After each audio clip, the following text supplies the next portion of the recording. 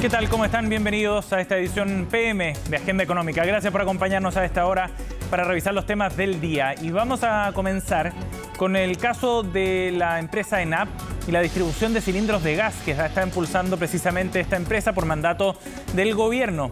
Lo que busca es ingresar al mercado mayorista, pero lo ha hecho con precios que se hicieron públicos durante estos días y que han generado cierta controversia. De hecho, desde la Cámara de Diputados ya van a pedir la presencia del ministro de Energía para que entregue más detalles sobre los cuantiosos montos involucrados en este proceso. Los detalles los vamos a ver en la siguiente nota.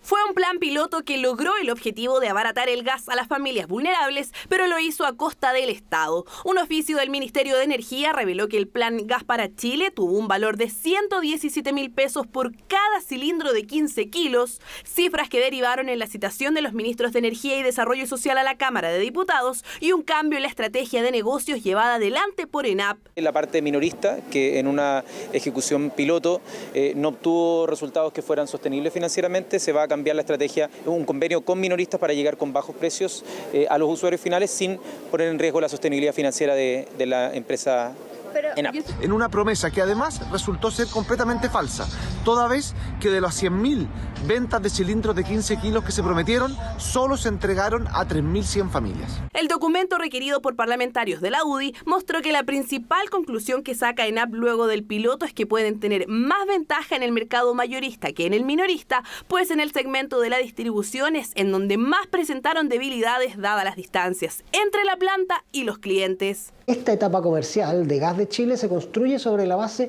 de las ventajas competitivas que tiene ENAP para la fabricación y llenado de cilindros, así como con las ventajas que tienen las distribuidores privadas multimarca para hacerse cargo de la última milla. Lo hacemos con precios competitivos, pero sin subsidios y entregándole a todos nuestros clientes, sean estos pequeños distribuidores o grandes mayoristas, en las mismas condiciones de precio. Pero veamos los números. El piloto estuvo vigente entre agosto y diciembre de 2022 y el costo por balón llegó a 117.000 pesos, aunque a las personas se les vendía en promedio en 15.056, un precio que ya es 35% menos que el valor de mercado. Los beneficiarios fueron 1.047 familias de Chiguayante, 1.035 de San Fernando y 1.075 de Quintero, totalizando 3.157 familias, las que consumían en promedio un cilindro cada mes y medio. Así, en los 4 meses que estuvo vigente, se vendieron 5.743 unidades. Funcionó desde el punto de vista de la rebaja de los precios, porque esos 1.000 adultos mayores quedaron contentos. ¿En qué no funcionó? Bueno, en que no tenía una gran cobertura. Hubo un primer plan piloto que fue justamente eso, un propósito de entender el mercado por parte de ENAP, y una vez entendido hoy día se está instalando entonces un negocio que va a ser rentable tanto para ENAP, pero por sobre todo la rentabilidad social también va a estar considerada. El problema está en que como ENAP no se dedicaba a esto, debió partir de cero y ello elevó los costos. En total, el plan requirió 591 millones de pesos con cargo al presupuesto de energía, cuyo desglose va así: 74 millones por fabricación, 507 por distribución, 2 por el sistema de pagos y otros 7,5 millones por seguros asociados. Gastos que podrían haber sido considerablemente inferiores si se hubiese utilizado otra estrategia de negocios como la que se pretende seguir de ahora en adelante, comercializando cilindros propios a través de distribuidores minoristas. No hay ninguna garantía de que se gane mayor eficiencia pasando a solamente el mercado mayorista, porque en el mercado mayorista va a haber competencia con empresas que ya están instaladas, que han pasado por esto y que además lo hacen adecuadamente. Las cifras finales del piloto han despertado las críticas y cuestionamientos transversales. Mientras en el oficialismo lo califican de bochornoso, en Renovación Nacional anunciaron un requerimiento a Contraloría para que indague un eventual mal uso de los recursos. Un verdadero bochorno político.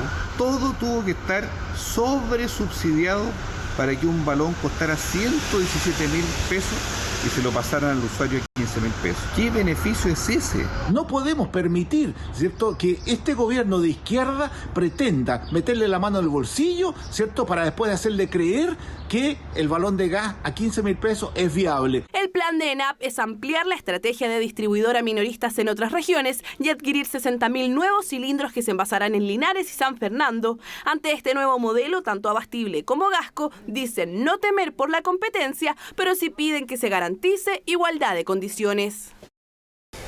Vamos a ir a otro tema. El presidente Gabriel Boric, en el contexto del aniversario número 30 de la Asociación de Municipios de Chile, entregó un mensaje bien claro a los ediles que participaban de esta sesión telemática. Necesitaba el gobierno de su ayuda para poder convencer a la oposición de avanzar en una reforma tributaria. Ese mensaje tuvo respuesta también desde sectores opositores. Francisca Cárdenas nos va a contar más.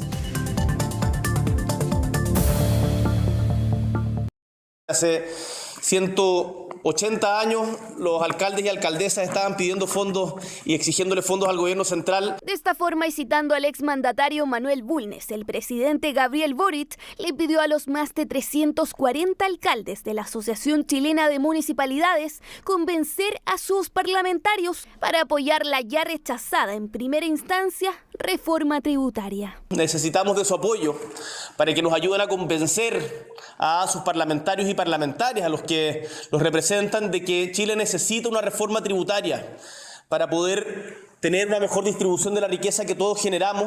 Una reforma emblemática que está en el corazón del programa de gobierno y que, pese a que en marzo pasado fue rechazada la idea de legislar en la Cámara Baja, el Ejecutivo tiene la facultad de insistir con la propuesta en el Senado. Es absolutamente imprescindible para poder construir un Estado más eficaz, más eficiente, y por lo tanto aquí el peso de la prueba la tiene la derecha y por sobre todo hoy día los republicanos, que se han negado a dar cualquier paso en esa dirección. Creo que esto es una responsabilidad de cada uno de los políticos que forman parte del Congreso Nacional y no de nosotros los alcaldes estar convenciendo en cuanto al mensaje que se debe dar. Por su parte, hay que mejorar el proyecto si se quiere lograr la aprobación. Un llamado a los jefes comunales para poder respaldar la discusión que se aproxima en la Cámara Alta. Última esperanza para La Moneda, que deberá contar con 2/3 de los miembros presentes. De ser aprobada la reforma, volverá a la Cámara de Diputados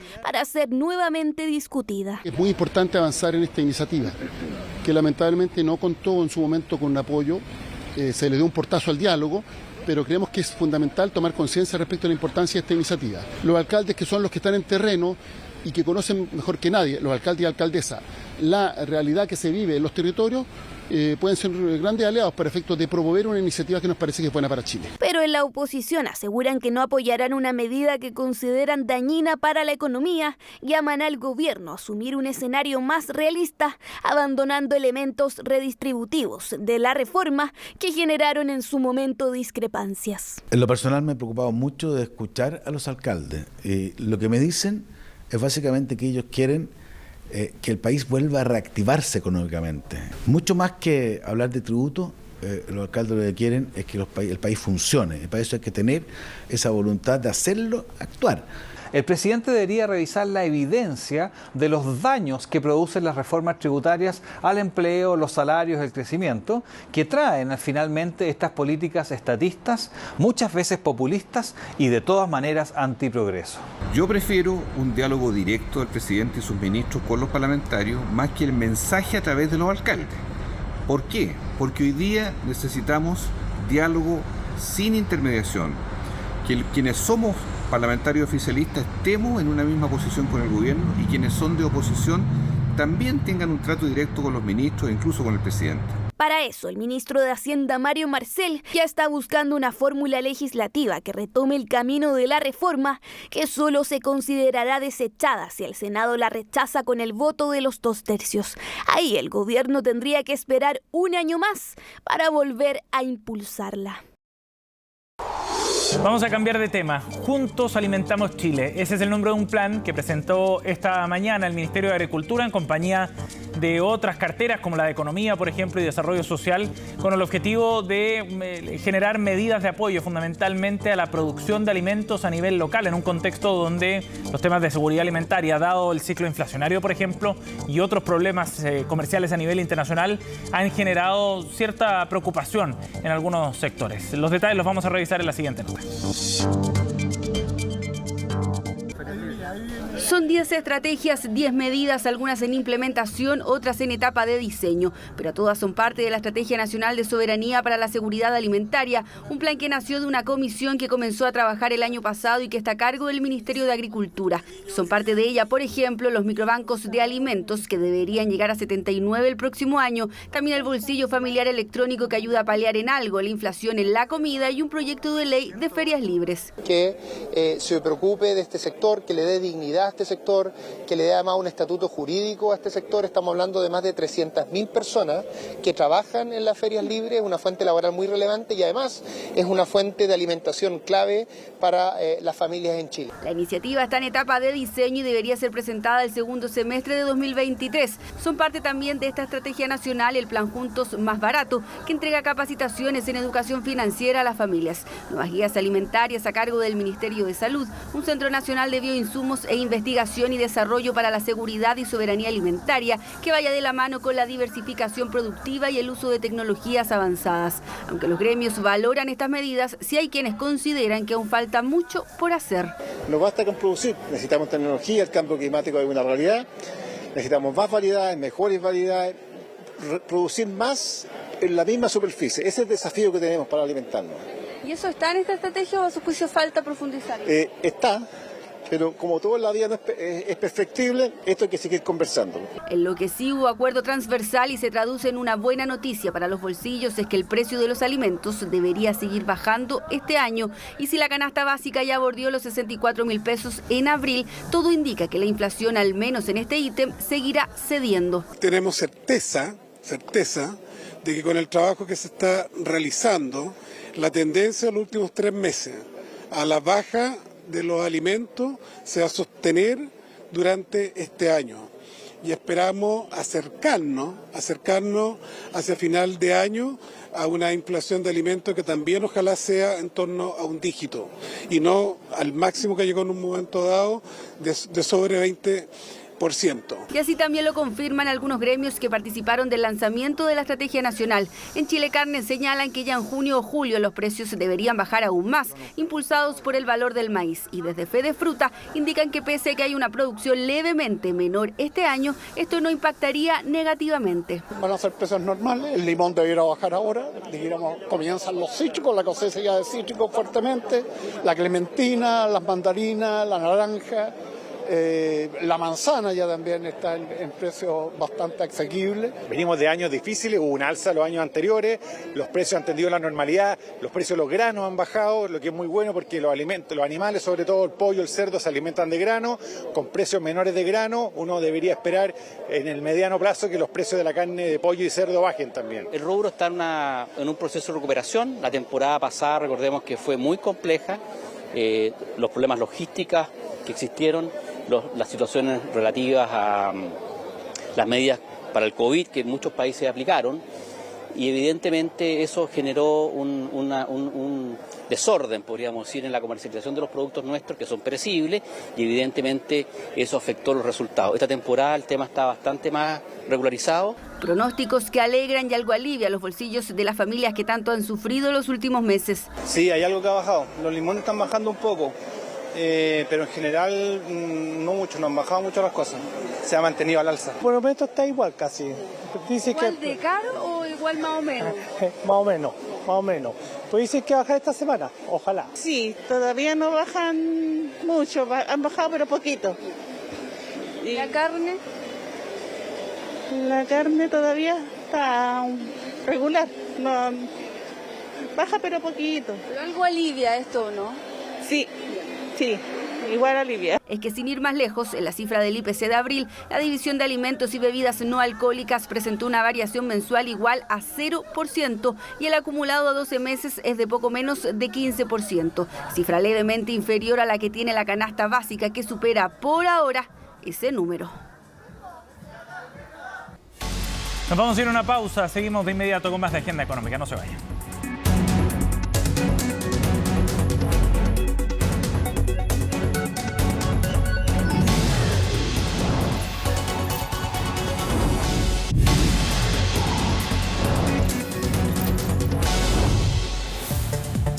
Ya estamos de vuelta aquí en Agenda Económica y vamos a analizar un tema que quizás pasó algo a segundo plano después del anuncio que hiciera el Banco Central esta semana, pero que es muy relevante. Estamos hablando del informe de estabilidad financiera que presentó esta semana el Instituto Emisor y donde advierte de algunos riesgos bien relevantes, por ejemplo, de los mayores niveles de endeudamiento o de los menores niveles de ahorro que muestra la economía nacional. Bueno, vamos a conversar de este tema y para eso estamos en contacto con el economista senior de Libertad y Desarrollo, Tomás Flores, nos acompaña hasta ahora. Bienvenido, Tomás. Muy buenas tardes, muchas gracias. Gracias por acompañarnos. Tomás, bueno, este informe es bien interesante porque nos muestra cuál es el estado de los hogares desde el punto de vista financiero, los riesgos a los que está expuesto también, cuál es la mirada que tiene el Banco Central sobre esto. Para comenzar, ¿cuál sería tu análisis respecto a la película que nos está mostrando hoy día el informe de estabilidad financiera en nuestro país?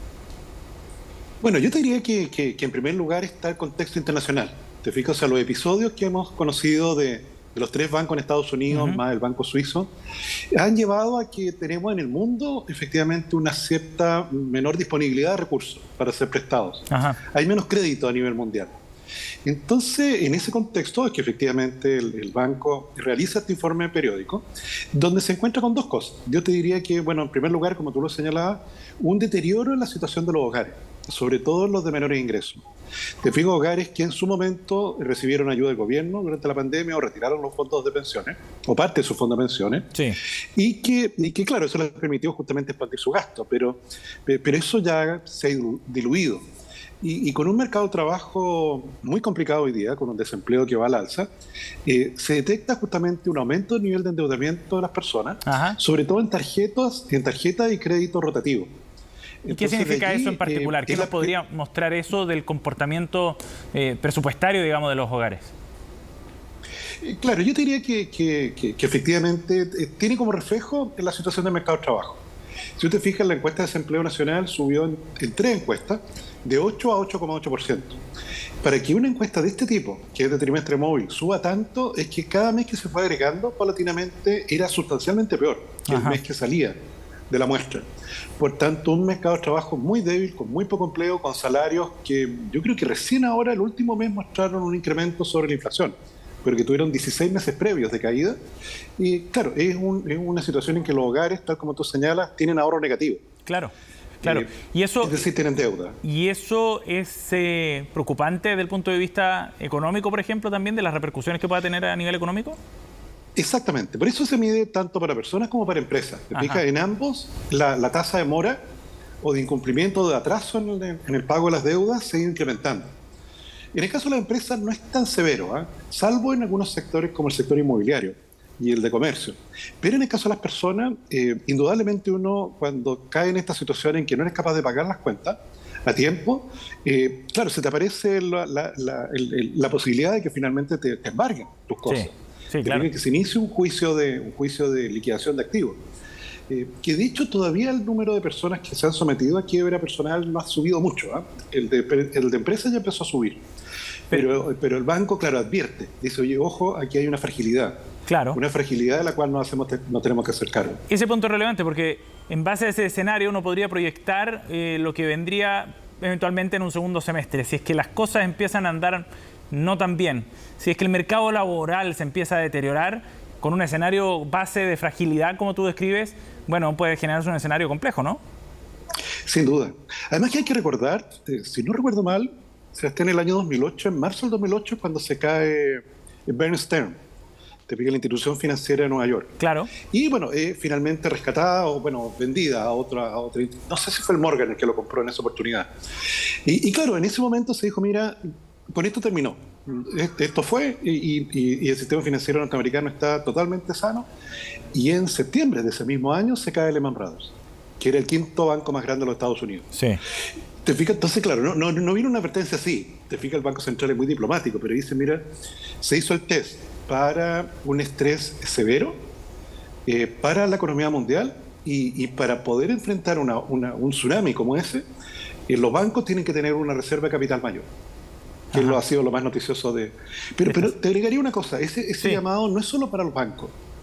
Si yo estuviera en el retail financiero, también tomaría una precaución similar. Porque imagínate tú que producto de mucho desempleo y de una recesión que se profundice, el 25% de la cartera de una tienda que te ofrece crédito a través de su tarjeta, claro, se declara incobrable. Te fijas, el 30 o 35% de la cartera se declara incobrable. Esa empresa efectivamente tendría situaciones muy complejas en incumplimiento con sus acreedores. Sí, por supuesto. Entonces, claro, esto no es solo un llamado de atención a los bancos, que claro, ellos son los que se enteraron de inmediato de este llamado. Es un llamado de atención para toda la economía, en términos de decir, mira, este es un evento de baja probabilidad, pero bueno, como somos los chilenos, mejor preparémonos, porque cada cierto tiempo tenemos terremotos. Tomás, bien interesante ver también cómo fue evolucionando el nivel de ahorro de los hogares chilenos y sobre todo el nivel de deuda en relación a los ingresos que tenían en el contexto de la pandemia y de la liquidez que significaron, por ejemplo, los retiros en comparación a ahora, porque ahora ha desaparecido ya esos retiros, pero nos quedamos con una inflación mucho más alta que también tiene un efecto directo en el presupuesto familiar. Exactamente, y que nos vamos a demorar probablemente otro año más en llegar al nivel de 3% anual. O sea, prácticamente después de ese choque inflacionario, el volver a una situación normal nos costó no va a haber costado más de 2 años. Claro. Con tasas de interés mucho más altas que las de otros países comparables. ¿Te fijas? Por eso aquel televidente que esté mirando esta nota y que tiene mucha deuda en tarjeta de crédito, en tarjeta de tienda, en líneas sobre giro, la recomendación es trate de repactar eso lo antes posible. ¿Te fijas? Porque hoy día los intereses están en los niveles más altos desde hace varios años y no van a empezar a bajar, y lo van a hacer muy levemente. Cuando empiecen a bajar, probablemente en julio de este año. Claro, claro que sí. Tomás, ahora, ¿ves tú una diferencia entre las deudas desde el punto de vista de consumo y las del hipotecario y cómo los hogares chilenos también están respondiendo a esas deudas? ¿Se genera alguna alerta, por ejemplo, en ese sentido? Entendiendo que las deudas hipotecarias son de mucho más largo plazo, pero también son más grandes, ¿no? Son más grandes y también las instituciones financieras son más precavidas en otorgar ese crédito. ¿Te fijas? O sea, producto de los retiros, se secó el mercado de capitales de largo plazo. Sí. Entonces eso, acortó los plazos a los créditos, subió la tasa de crédito hipotecario, piensa tú, en agosto del 2019 era UF más 2. Increíble. Hoy día está en UF más 4, bueno, de hecho ahora está más bajo que hace algunos meses atrás. Sí. Pero claro, todo esto hizo para muchas personas inalcanzable un crédito hipotecario. Entonces, desde ese punto de vista, poder recuperar esa normalidad que teníamos antes de los retiros, probablemente, como decía el ministro de Hacienda, nos vamos a demorar 8 años más en volver a tener condiciones crediticias como las que teníamos en ese momento. Sí. Tomás, esta semana hemos hablado, como lo contaba al comienzo de la entrevista, mucho sobre este requerimiento de capital contracíclico que ha pedido el Banco Central, lo que significa una exigencia mayor para los bancos, pero al mismo tiempo también decía que el informe de estabilidad financiera que los bancos estaban con una holgura suficiente. ¿Cómo interpretas tú ese mensaje que viene en este informe con la medida que se adopta también, ¿no? que en el fondo les pide más precaución? Claro, porque efectivamente el Banco Central construye un escenario base, ¿te fijas? Y en relación a ese escenario base, construye escenarios de diferente tensión o estrés. Entonces, cuando te dice que sometió a la banca chilena a un test de estrés severo, eso es, para que te haga una idea, probablemente el colapso de algún banco grande en Estados Unidos o en Europa. Ajá. Que te significa que efectivamente el crédito internacional se detiene durante un rato. Y que cuando va a abrir tasas de interés mucho más altas. Cuando tú te pones en ese escenario, efectivamente lo que debe haber detectado el Banco Central es que algunos bancos chilenos probablemente iban a tener cierta dificultad. Sí. Y para poderse precaver ante eso, era necesario este mayor requerimiento de capital, que está contemplado en la ley. Te fijas, o sea, en la ley respectiva de bancos, que la modernizamos hace algunos años atrás, se contempló este escenario. Lo que pasa es que nunca lo habíamos ocupado. Y por eso de allí la sorpresa. Pero efectivamente la regulación se puso en estos casos en los cuales es mejor efectivamente ser un poquito más antisísmico ante el evento que venga un terremoto. Si no viene terremoto, no hay problema. Claro. Este requisito se elimina después. ¿Y a tu juicio es contradictorio ese mensaje con lo que planteó en el informe? No, porque claro, el escenario, si tú tomas la foto hoy, los bancos tienen capital suficiente para la situación actual. Ajá. Pero si tú los colocas en una situación de estrés severo, ahí podría haber más dificultades. Porque, sobre todo en épocas de estrés severo, nadie le presta plata a nadie, ¿te fijas? Y ni tampoco los accionistas. Nadie estaría dispuesto a colocar más capital en una época de estrés extremo. Entonces eso podría significar una contracción del crédito en ese momento muchísimo más grave. Nadie le prestaría a nadie. Bueno, fue lo que tuvimos en la crisis subprime. Claro. En cambio, si tiene este capital, se libera para poder ser usado en otorgar crédito en ese momento de dificultad. Bien. Tomás, muchísimas gracias por conversar con nosotros. Interesante el análisis y la mirada para entender mejor lo que transmite este informe de estabilidad financiera. Gracias por tu tiempo. Encantado. Y nosotros cerramos Agenda Económica. Gracias a ustedes también por acompañarnos. Pronto vienen más informaciones acá en CNN Chile.